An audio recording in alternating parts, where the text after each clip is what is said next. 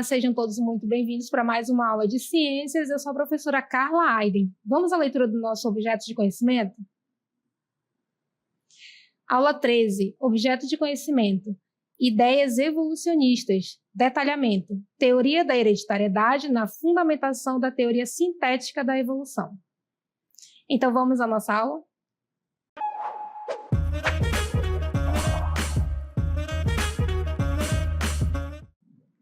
Olá, queridos. Então, hoje a gente vai falar sobre a teoria sintética da evolução. Bem, a biologia moderna tem passado por grandes descobertas sobre como os seres vivos se transformam ao longo do tempo e como suas características são passadas de uma geração para outra. E dois nomes estão intimamente envolvidos com essas descobertas. Vejam só. Bem, nós temos Gregor Mendel e Charles Darwin como os que trouxeram a base para a teoria sintética da evolução. Mendel colaborou fazendo estudos sobre a hereditariedade, enquanto Charles Darwin colaborou fazendo estudos sobre a transformação que as espécies passavam, ou passam, na verdade, ao longo do tempo. Então, no século XIX, Charles Darwin formulou a teoria da seleção natural, propondo que dentro de uma mesma espécie existem variações individuais. Professor, o que são essas variações individuais? Bem, posso citar aqui a característica, por exemplo, dos humanos, como a cor do cabelo. Todos os humanos têm o gene que determina a presença de cabelo. Entretanto, há variações na coloração desse cabelo. Nós temos cabelos loiros, ruivos, pretos. Então, esse é um exemplo de variações que podem estar presentes dentro de uma característica de uma espécie. Portanto, aqueles organismos que apresentam características mais vantajosas para o ambiente têm maiores chances de sobreviver. Portanto, se eles sobrevivem mais tempo, eles têm a capacidade de se reproduzir. E, através desse processo de reprodução, ele vai deixar uma descendência que vai carregar consigo essas características. Essa ideia foi revolucionária porque explicou pela primeira vez um mecanismo natural e contínuo capaz de promover a evolução das espécies ao longo do tempo, sem a necessidade de intervenções externas ou mudanças súbitas. O seu trabalho foi publicado em 1859 num livro intitulado A Origem das Espécies e transformou profundamente o entendimento da biologia e da diversidade de vida que existe na Terra. Paralelamente, nós temos o trabalho de Gregor Mendel, que era monge e também botânico. Ele conduziu, entre 1856 e 1863, experimentos rigorosos com plantas de ervilhas. A partir dessas investigações que ele fez com essas plantas, ele descobriu padrões de transmissão de características entre as gerações, formulando o que hoje nós conhecemos como as leis da hereditariedade. A palavra hereditariedade quer dizer herança. Então, Mendel fez esse trabalho como os seres vivos passavam essa herança biológica adiante. Então, Mendel demonstrou que as características não se misturam de forma indefinida, mas são herdadas através de unidades discretas que ele chamou ou denominou de fatores, mas que hoje nós sabemos que se tratam dos genes. E o que são os genes? São segmentos ou fragmentos de DNA, onde cada um desses genes é responsável por determinar uma característica do ser vivo. O seu método quantitativo foi pioneiro e estabeleceu as bases da genética moderna. Então, somando os trabalhos de Darwin e de Mendel, formularam os alicerces para a teoria sintética da evolução, que integra a seleção natural e hereditariedade, explicando de forma mais completa como as espécies mudam, se diversificam e passam essas informações para as próximas gerações. Portanto, vamos observar na nossa próxima cartela o que diz o conceito da teoria sintética da evolução. Bem, essa teoria também pode ser chamada de teoria do neodarwinismo. Representa, então, a união, como foi dito ainda há pouco, entre as ideias de Darwin sobre a seleção natural e os avanços genéticos mostrados ou apontados por Mendel. Então, essa síntese ela foi fundamental para entender como as características são transmitidas de uma geração para a outra e como a evolução ocorre ao longo do tempo. Certo? Então, essa teoria, se ela tem as bases nos trabalhos de Mendel e Darwin, outras colaborações foram necessárias para que ela fosse construída. Vejam comigo na próxima cartela. Bem, temos aí a colaboração de Julian Huxley. Ele foi um dos principais responsáveis por popularizar o termo síntese moderna, consolidando a visão integrada da evolução no século XX. Em seu livro Evolução, a Síntese Moderna, publicado em 1942, ele reuniu e organizou conhecimentos de diferentes áreas da biologia, unificando conceitos da genética, da seleção natural e de estudos provenientes da sistemática, paleontologia e ecologia. Huxley defendeu que a evolução só poderia ser plenamente compreendida a partir da integração entre esses campos de conhecimento, ajudando a estabelecer as bases da teoria evolutiva moderna. Outra colaboração que nós temos é de Theodosis Dozansky. Bem, qual foi a colaboração deste cientista? Ele foi fundamental para unir a genética populacional à teoria da evolução. Em sua obra A Genética e a Origem das Espécies, publicada em 1937, nesta obra ele demonstrou que mutações e recombinação genética são as principais fontes de variação entre os indivíduos e que a evolução ocorre por meio da mudança na frequência dos alelos dentro das populações ao longo do tempo. O que são os alelos, professoras? São os genes. Bem, o seu trabalho foi decisivo para mostrar que os princípios da genética são totalmente compatíveis com a seleção natural, fortalecendo a base científica da síntese moderna da evolução. Temos também a colaboração de Ernst Mayr, que desempenhou um papel central na construção da síntese moderna, ou seja, do neodarwinismo, onde ele estabeleceu o conceito biológico de espécie. Bem, esse conceito foi baseado no isolamento reprodutivo. Isso quer dizer que quando nós temos populações distintas que não são mais capazes de dar origem a descendentes férteis, nós consideramos essas populações isoladas reprodutivamente, portanto, são espécies diferentes.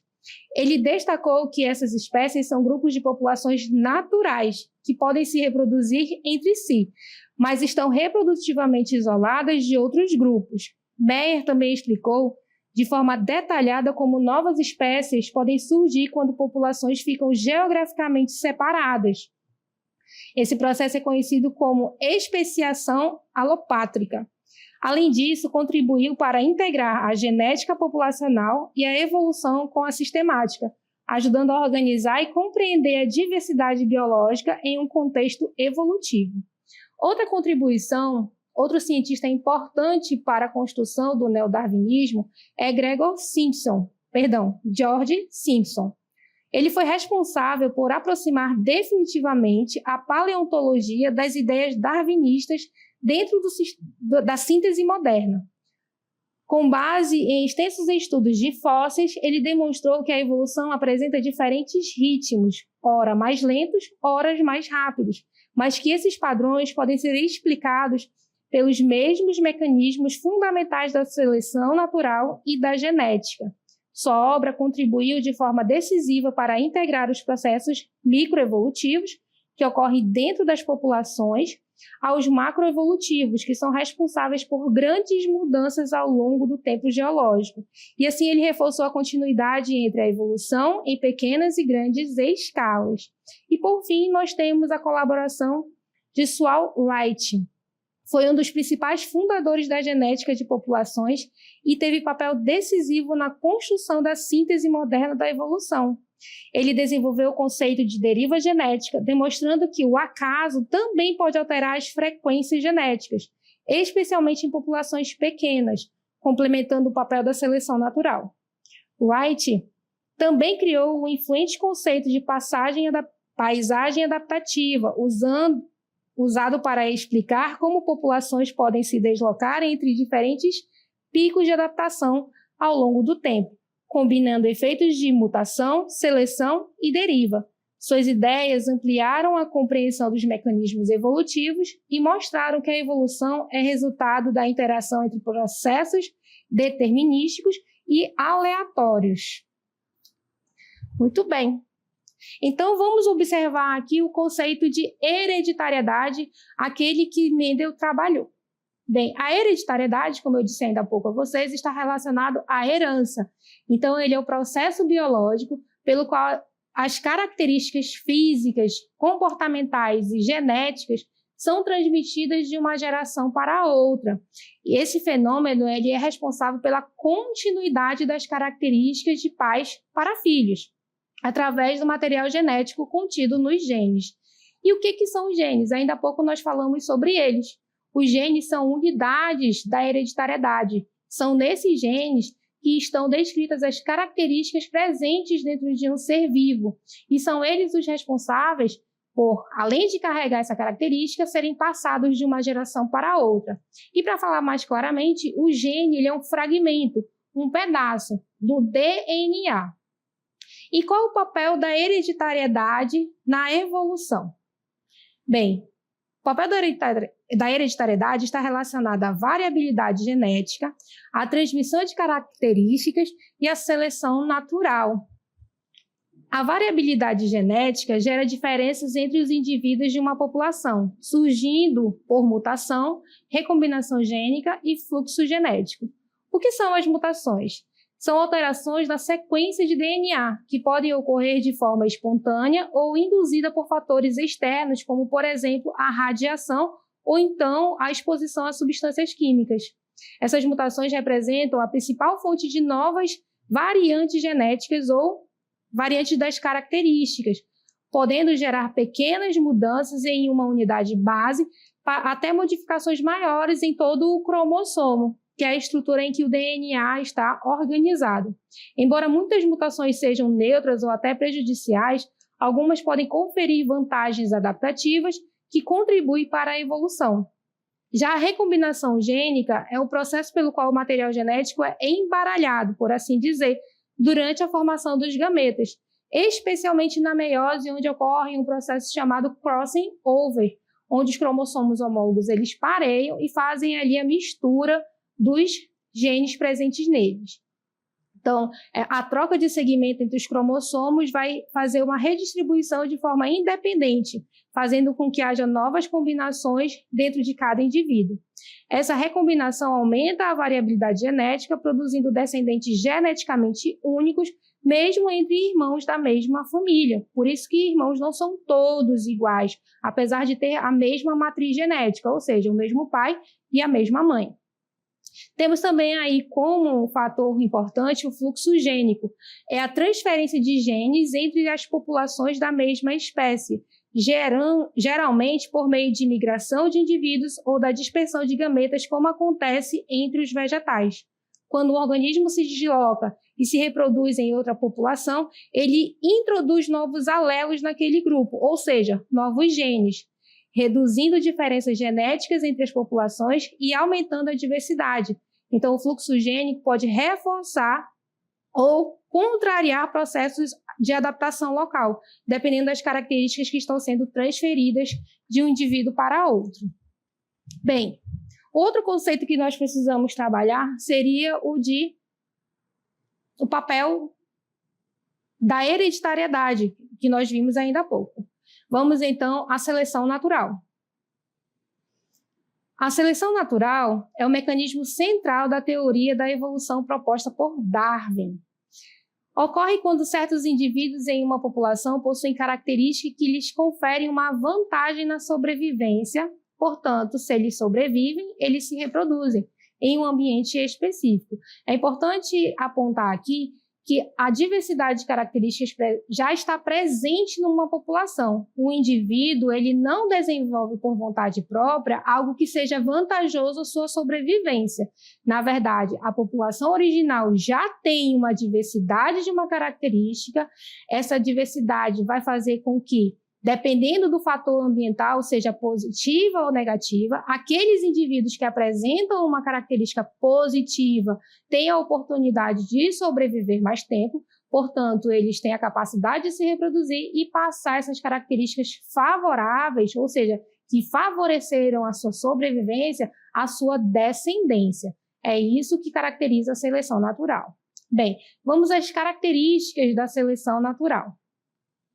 Nós temos aí a variação e a herança. Para que a seleção natural ocorra, deve haver variação genética dentro de uma população.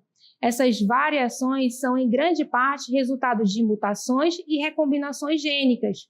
As características vantajosas devem ser hereditárias, ou seja, passadas de uma geração para a outra, para que isso se perpetue dentro da espécie e, em determinada hora, torne essa característica comum.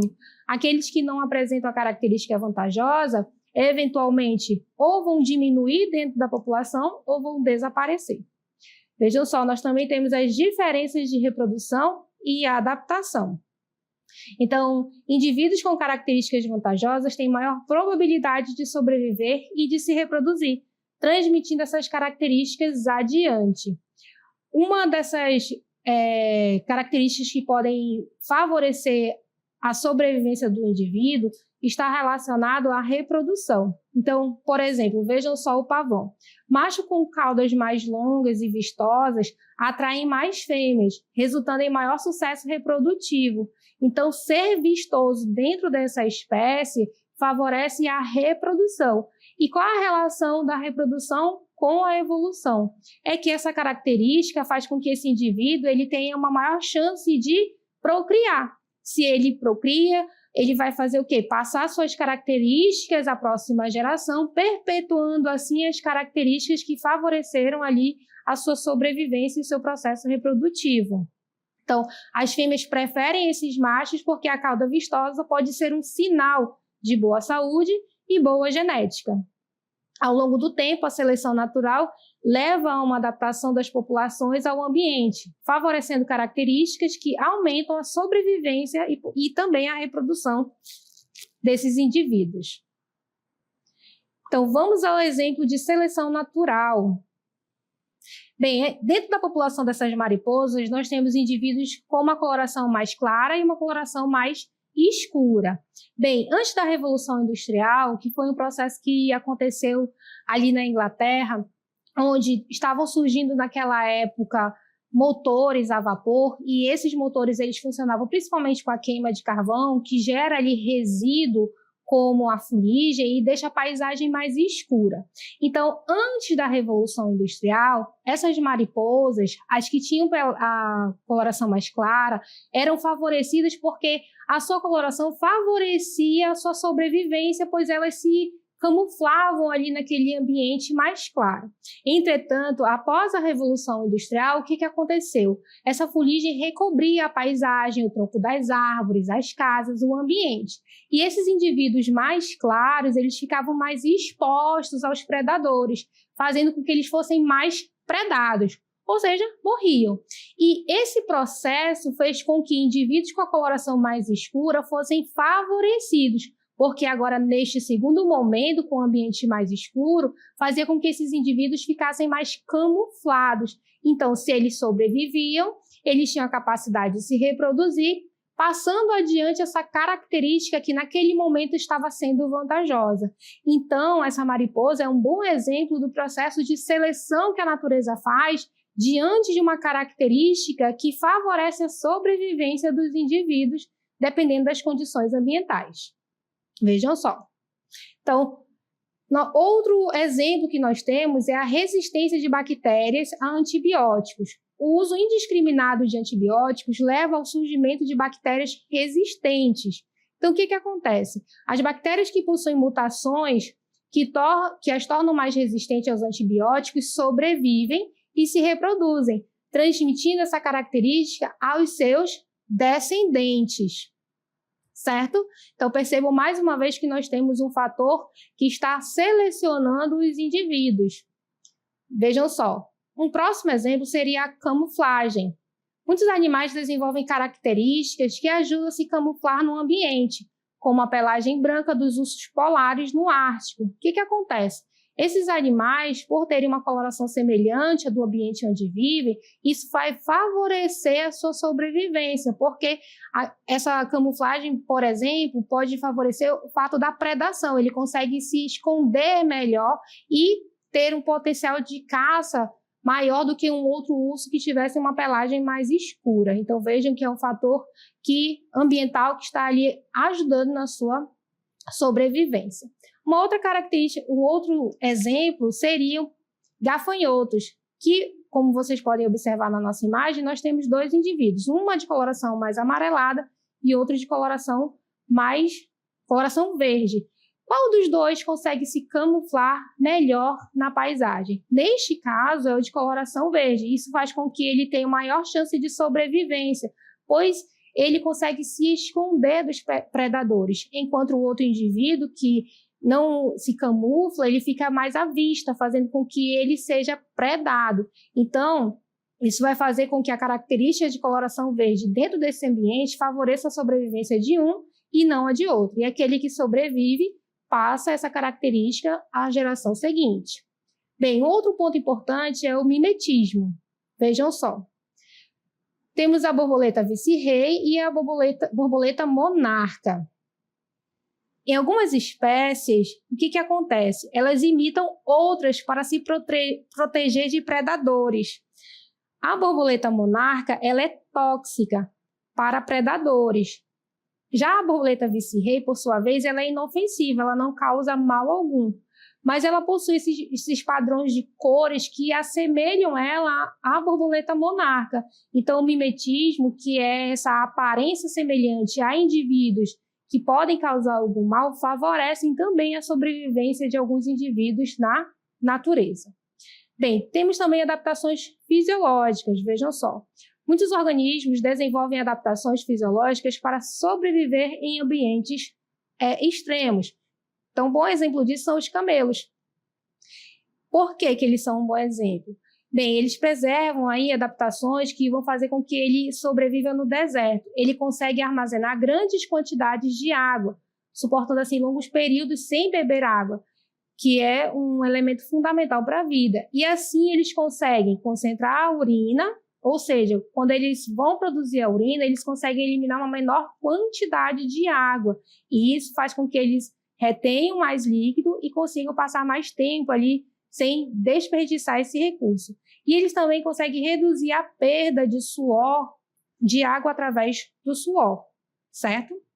Bem, vamos então à seleção natural no nosso dia a dia. Vejam só, no caso de insetos expostos a pesticidas, por exemplo, a maioria é sensível ao produto e acaba morrendo, mas alguns poucos apresentam mutações que o tornam resistentes. Como esses indivíduos sobrevivem, eles se reproduzem e transmitem essas características e essa resistência aos seus descendentes, fazendo com que, ao longo das gerações, a população se torne predominantemente resistente àquele pesticida. O mesmo processo pode ocorrer com o vírus. Dentro de uma população viral, existem mutações naturais que tornam alguns vírus menos afetados por medicamentos antivirais. Quando o antiviral é utilizado, os vírus sensíveis são eliminados, enquanto os resistentes continuam a se multiplicar. Assim, com o tempo, a população viral passa a ser composta majoritariamente por vírus resistentes. Em ambos os casos, a seleção natural não cria a resistência, mas favorece aqueles indivíduos que já possuíam características que aumentavam aí as suas chances de sobreviver ao ambiente modificado. Bem, vamos à deriva genética.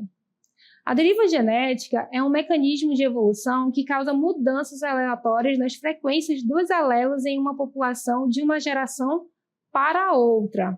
Ao contrário da seleção natural, que é direcionada e favorece aquelas características ou genes que se mostram vantajosos a uma adaptação, a deriva genética ela é aleatória e pode ocorrer independentemente de qualquer vantagem ou desvantagem. E quais são as causas dessa deriva genética? Bem, vamos observar aqui o efeito gargalo. Esse efeito ocorre quando uma população passa por um evento que reduz drasticamente seu tamanho, como, por exemplo, uma catástrofe natural. Então, o que acontece? Os poucos indivíduos que sobrevivem a essa catástrofe, por exemplo, podem não representar a diversidade total genética da população original, levando a uma perda dessa variabilidade, ou seja, uma perda dessas características que estavam presentes na população original. E só alguns indivíduos sobrevivem por sorte ou acaso, podem não ser os melhores representantes, por assim dizer, desta população. Então, depois desse evento do efeito gargalo, o que acontece? A população que cresce de novo, vem apenas de alguns sobreviventes, e isso pode fazer com que algumas características, favoráveis ou não, sumissem e outras ficassem mais comuns, e isso vai depender do acaso. Bem, para a gente contextualizar essa questão do efeito gargalo, vamos observar aqui os guepardos. Os cientistas acreditam que os guepardos passaram por um efeito gargalo porque hoje, dentro da população de guepardos existentes e analisados, existe pouca diversidade genética e existem também muitos problemas reprodutivos. Dentre os nascidos nas populações de guepardos, existem muitos natimortos, ou seja, o filhote nasce morto. Isso é um sinal de que essa população já passou por esse efeito gargalo em algum momento, representando aí essa pouca variabilidade genética. Bem, temos também o efeito fundador, em decorrência da deriva genética, que ocorre quando um pequeno grupo de indivíduos se separa da população original e coloniza um novo habitat, um novo local. Então, a população terá uma menor diversidade genética em relação à população original, assim como ocorre no efeito gargalo, e os alelos presentes nos fundadores terão maior frequência dentro da população. Então, vamos observar aqui uma animação que nos mostra esse efeito fundador. As Ilhas Pitcairn são um pequeno grupo de pequenas ilhas no remoto Pacífico Sul, mais distantes de qualquer continente do que qualquer outra ilha habitada. As ilhas são a última colônia britânica no Pacífico Sul e a mais isolada dependência britânica. A escarpada ilha principal foi colonizada pelos amotinados infames do HMS Bounty e seus companheiros polinésios, e a maioria dos meros 4 dezenas de habitantes atuais de Pitcairn são seus descendentes. Rival de Tristão da Cunha na busca pelo título de território habitado mais remoto do mundo, as Ilhas Pitcairn possuem um título incontestado. Com somente 56 habitantes, trata-se do país menos povoado do mundo. Eles são descendentes dos amotinados do Bounty e das mulheres e homens taitianos que fugiram com eles. Os amotinados chegaram a esta ilha desabitada em 1790. O grupo consistia em 9 amotinados do Bounty, que juntamente com 18 polinésios taitianos, 6 homens, 11 mulheres e uma menina, se estabeleceram na ilha e incendiaram o Bounty. São somente 47 quilômetros quadrados divididos entre 9 famílias em um clima tropical úmido, com luz elétrica entre 7 da manhã e 10 da noite, fornecida por geradores. Pensando nisso, foi desenvolvido um programa educacional e de conscientização pública sobre iluminação noturna. Cursos foram realizados para treinar um pequeno grupo de ilhéus na observação de estrelas e no uso de telescópios e binóculos. Um regulamento preciso sobre a gestão da iluminação exterior foi aprovado pelo governo das ilhas. O Conselho de Turismo das Ilhas tem planejado oferecer, entre outros, um tour pelas 4 ilhas do território. Muito bem. Então, nós podemos observar que esse efeito fundador está relacionado ao isolamento de uma população por conta de algum evento. E esse isolamento ele pode levar à perda de variabilidade genética, à fixação de alelos que podem ou não representar uma característica positiva e a divergência entre as populações. Ou seja, esse mecanismo evolutivo pode levar à perda de alelos raros, reduzindo a variabilidade genética disponível para adaptação ao ambiente. Além disso, um alelo pode se tornar fixo, ou seja, todos os indivíduos da população passam a apresentá-lo, independentemente de ele ser positivo ou não. E se essas populações ficarem isoladas geograficamente, cada uma pode sofrer eventos de deriva genética diferentes, resultando, com o tempo, alterações aleatórias que se acumulam e pode levar a divergências genéticas entre os grupos, contribuindo para o processo de formação de novas espécies que nós chamamos de especiação. Então, esta foi a nossa aula de hoje. Até uma próxima.